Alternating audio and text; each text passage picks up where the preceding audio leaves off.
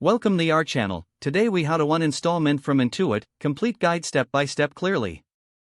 To uninstall Mint from Intuit, start by signing into your Mint account.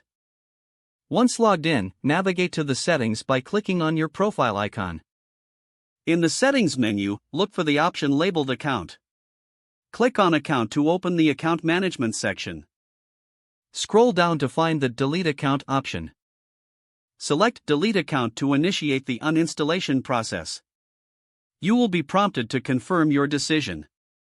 Read the information provided about the consequences of deleting your account.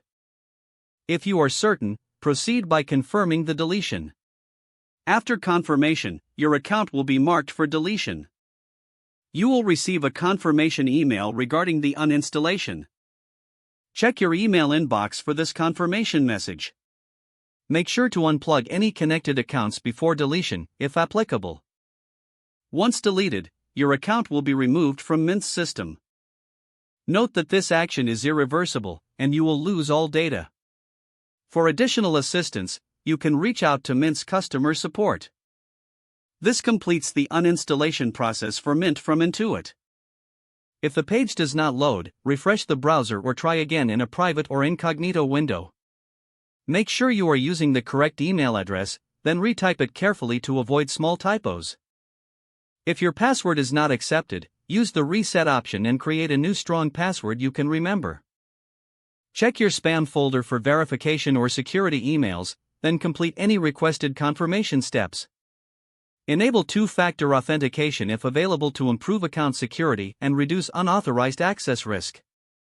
After signing in, review your profile details so your contact information and settings are accurate and current.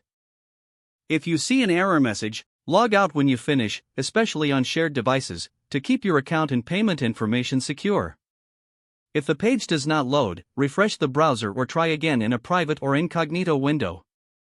Make sure you are using the correct email address, then retype it carefully to avoid small typos.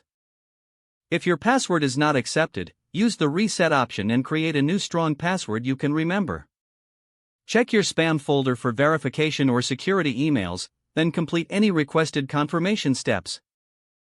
Don't forget to like this video and subscribe to our channel for more step-by-step tech guides.